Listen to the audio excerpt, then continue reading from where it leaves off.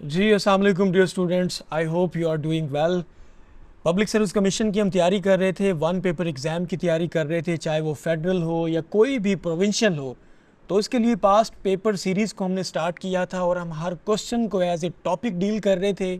उसमें से जो पहले क्वेश्चन पूछे जा सकते हैं उनको भी हम डिस्कस कर रहे हैं, और जो फ्यूचर में पूछे जा सकते हैं उनके ऊपर भी हम रोशनी डाल रहे हैं। राइट, तो इस सवाल को हल करते करते हम पहुँचे थे क्वेश्चन नंबर 10 के ऊपर। तो क्वेश्चन नंबर 10 हमारे पास है, Taj Mahal was built by Shahjahan to immortalise his wife Mumtaz Mahal. Its construction spanned 22 years, when was the project commenced. तो ताजमहल आपको पता है कि शाहजहां ने कंस्ट्रक्ट करवाया था अपनी वाइफ मुमताज़ महल के लिए, उसकी याद में, क्योंकि उसकी पहले ही डेथ हो चुकी थी। तो इसकी कंस्ट्रक्शन में तकरीबन 22 साल लगे थे। वो ये कहता है कि इसकी कंस्ट्रक्शन स्टार्ट कब हुई थी, तो 1632 के अंदर ताजमहल की कंस्ट्रक्शन स्टार्ट हुई थी। अब याद रखिएगा, ताजमहल जो है ये आगरा में है और उत्तर प्रदेश स्टेट के अंदर है ताजमहल। राइट, तो उत्तर प्रदेश की पॉपुलेशन इंडिया के अंदर सबसे ज़्यादा है। अब ये इसके साथ जुड़े हुए क्वेश्चंस थे। अब हम मज़ीद देखते हैं, क्योंकि ये मुग़ल डायनेस्टी की बात हुई है, मुग़ल बादशाहों की बात हुई है, तो मोस्ट इम्पॉर्टेंट क्वेश्चंस जो मुग़ल बादशाहों के ऊपर पूछे जा सकते हैं या जो पूछे जा चुके हैं, अब हम उनके बारे में बात कर लेते हैं, ताकि नेक्स्ट टाइम मुग़ल एम्पायर के ऊपर कोई भी सवाल आए तो आप उसके लिए 100% साइकोलॉजिकली और मेंटली रेडी हो। अंडरस्टैंड? चलें जी, अब हम इसको देखते हैं हमारे एडिशनल नोट्स के अंदर। एडिशनल नोट्स में हमारे पास आपको पता होना चाहिए कि मुग़लिया सल्तनत की बुनियाद रखने वाले ज़हीरुद्दीन बाबर थे। ज़हीरुद्दीन बाबर ने 1526 में फ़र्स्ट बैटल ऑफ पानीपत लड़ी, किसके ख़िलाफ़? इब्राहिम लोधी के ख़िलाफ़। इब्राहिम लोधी को पानीपत की पहली जंग में 1526 में इन्होंने शिकस्त दी। इस तरह दिल्ली सल्तनत का यहाँ पे ख़ात्मा हुआ लोधी डायनेस्टी के ऊपर, इब्राहिम लोधी के ऊपर, और 1526 में मुग़लिया सल्तनत की बुनियाद डाल दी गई। तो मुग़लिया सल्तनत के जो फाउंडर हैं वो ज़हीरुद्दीन मोहम्मद बाबर हैं, ये इनका पूरा नाम था। और 1526 में फ़र्स्ट बैटल ऑफ पानीपत में इन्होंने बुनियाद रखी मुग़लिया सल्तनत की, और 1530 में इनकी डेथ हो गई थी। 1530 में इनकी डेथ के बाद इनके बेटे हुमायूं वो तख्त नशीं हुए, और हुमायूं के रियल नेम के बारे में भी पूछ लिया जाता है, तो नासिरुद्दीन मोहम्मद हुमायूं इनका पूरा नाम था।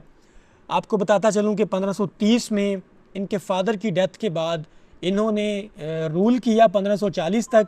फिर 1540 में आपको पता होगा कि शेर शाह सूरी ने इनकी गवर्नमेंट को आके टॉपल किया, और फिर 15 साल तक तकरीबन सूरी डायनेस्टी चलती रही। फिर फाइनली 1555 के अंदर हुमायूं जो है, नासिरुद्दीन मोहम्मद हुमायूं, ये अपने तख्त पे वापस आए, सूरी डायनेस्टी को चैलेंज किया, और फिर फाइनली एक साल इन्होंने दोबारा रूल किया 1555 से 1556 तक। उसके बाद इनकी अपनी डेथ हो गई थी। राइट, तो सेकंड मुग़ल एम्परर थे ये। इन्होंने अपनी एम्पायर लॉस्ट कर दी थी शेर शाह सूरी को।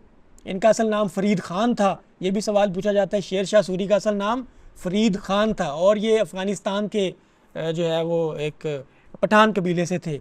और फाइनली 15 साल सूरी डायनेस्टी ने रूल किया 1540 से 1555 तक।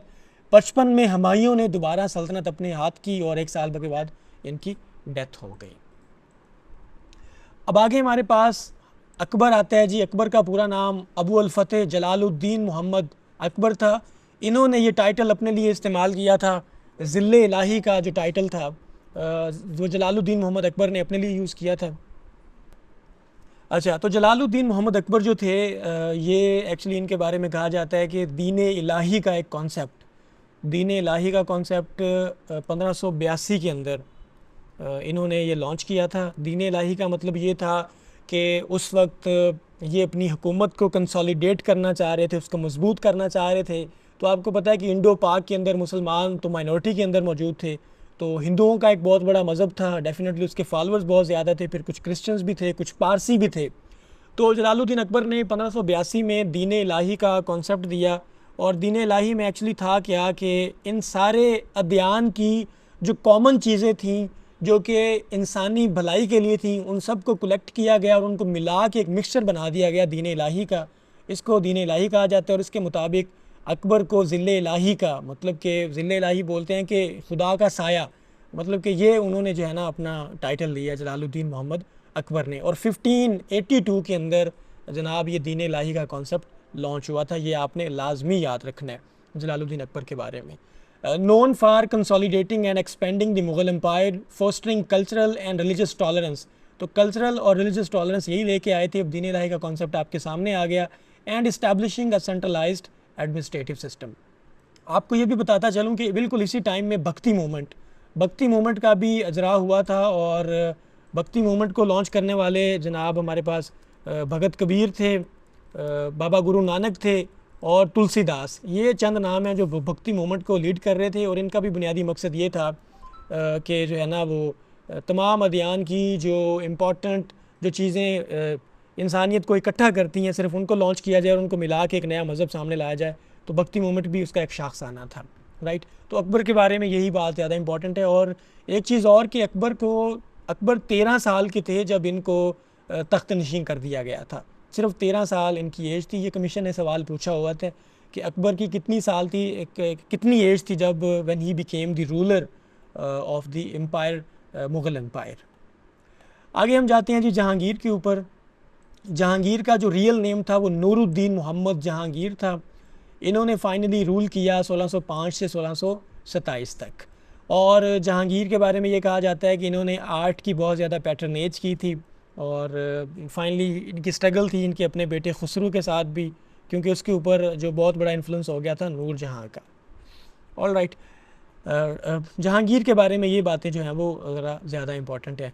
और बिल्कुल इसी असना के अंदर जब दीन इलाही लॉन्च हो रहा था और जहांगीर अपने बाप के नक्शे कदम पे चल रहा था, तो दीन की पावर को जब डाइल्यूट किया जा रहा था, तो आपको पता है कि हज़रत बाकी बिल्ला और उनके शागिर्द जो थे शेख अहमद सरहंदी, जिनको मुजद्दद अल्फ़सानी के नाम से भी याद किया जाता है, उन्होंने तहरीक शुरू की थी अकबर के ख़िलाफ़ और जहांगीर के ख़िलाफ़ कि दीन इलाही का जो कॉन्सेप्ट है ये गलत है। इसके ख़िलाफ़ उन्होंने प्रीच किया।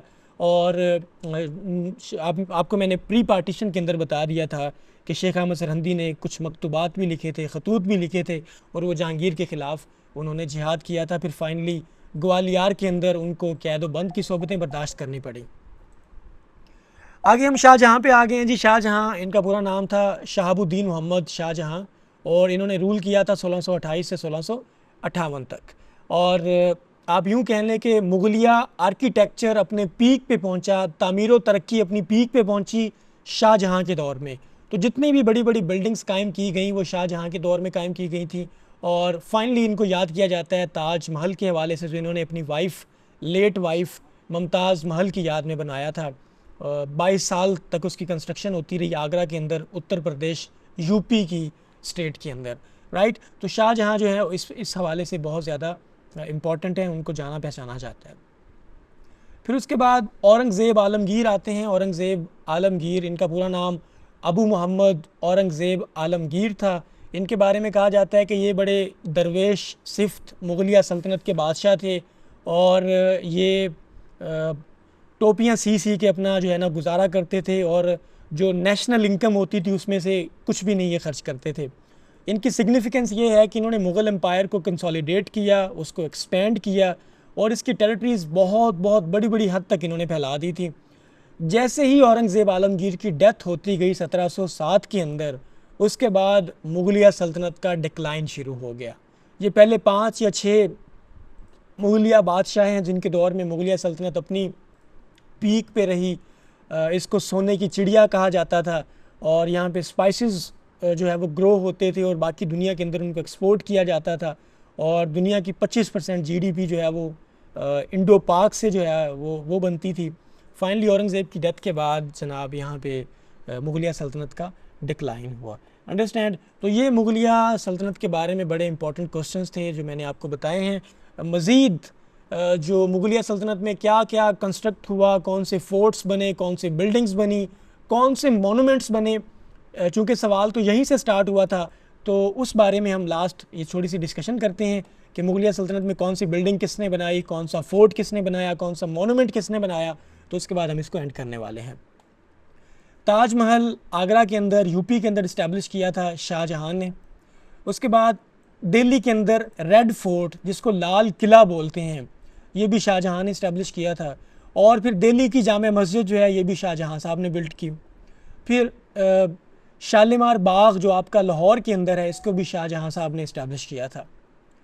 उसके बाद कुतुब कॉम्प्लेक्स है, कुतुब कॉम्प्लेक्स, जिसको कुतुबुद्दीन ऐबक ने इस्टेब्लिश किया था। इसके अंदर कुतुब मीनार भी आता है और कुव्वतुल इस्लाम मस्जिद भी आती है दिल्ली के अंदर। ये कुतुबुद्दीन ऐबक ने इसको इस्टेब्लिश किया था। और कुतुबुद्दीन ऐबक का मज़ार लाहौर के अंदर है। पोलो खेलते हुए इनकी डेथ हुई थी, वहाँ से गिरे थे। और ये सल्तनत गुलामा के पहले बादशाह थे और दिल्ली सल्तनत की बुनियाद रखने वाले भी कुतुबुद्दीन ऐबक थे। जलालुद्दीन अकबर ने लाहौर फोर्ट इस्टेब्लिश करवाया और जलालुद्दीन मोहम्मद अकबर ने अटक फोर्ट भी अकबर ने ही इस्टेब्लिश करवाया था। उसके बाद फ़तेहपुर सिकरी जो है, फ़तेहपुर सिकरी को भी इस्टेब्लिश करने वाले अकबर थे। और फिर बुलंद दरवाज़ा, जो कि अपनी गुजरात की विक्ट्री को मेमोराइज़ करने के लिए ये भी जलालुद्दीन अकबर ने इस्टेब्लिश करवाया था, बुलंद दरवाज़ा। फिर शालीमार बाग का आपने सुना होगा, श्रीनगर के अंदर शालीमार बाग ये जहांगीर ने इस्टेब्लिश किया। फिर जीटी रोड, जिसको ग्रैंड ट्रंक रोड के नाम से याद किया जाता है, ये शेर शाह सूरी साहब ने इस्टेब्लिश करवाया था। ये इतना बड़ा रोड था कि ये चिटागोंग से काबुल तक जाता था, मतलब कि आज के बांग्लादेश से काबुल तक जाता था, ताकि वहाँ से ट्रांसपोर्ट की जा सके, लॉजिस्टिक की जा सके चीज़ों की। फिर रोहतास फोर्ट, ये भी शेर शाह सूरी साहब ने बनवाया। लाहौर फोर्ट अकबर ने बनवाया, ये पहले मैं आपको बता चुका हूँ। और लाहौर फोर्ट के अंदर एक शीश महल है, अगर आपने कभी लाहौर फोर्ट विज़िट किया हो तो शीश महल तामीर करवाने वाले शाहजहाँ साहब थे। औरंगज़ेब आलमगीर ने बादशाही मस्जिद बनवाई थी जी, जिसके बिल्कुल सामने अल्लामा मोहम्मद इकबाल का मज़ार भी है। तो 1674 के अंदर औरंगज़ेब आलमगीर ने बादशाही मस्जिद बनवाई थी। हिरन मीनार तामीर किया गया शेखुपुरा के अंदर। ये जहांगीर ने बनवाया था अपने हिरन के लिए, अपने एंटीलोप के लिए, जिसका नाम वंसराज था या हंसराज के नाम से उसको याद किया जाता है। और ये हमारी इम्पॉर्टेंट कंस्ट्रक्शंस थी, फोर्ट्स की, मोनूमेंट्स की और बाकी चीज़ों की। बाकी ये हमारा आज का लेक्चर यहाँ पे कंप्लीट हुआ। नेक्स्ट क्वेश्चन को इंशाल्लाह हम over the course of time discuss करेंगे। यहाँ पे जो चीज़ें आपको बताई हैं उनको याद कर लें, उनको रिवाइज़ करें, अपने दोस्तों के साथ डिस्कस करें और शेयर करें, ताकि चीज़ें आप लॉन्ग टाइम तक उसको रिटेन कर पाएँ। Thank you so much, take your time.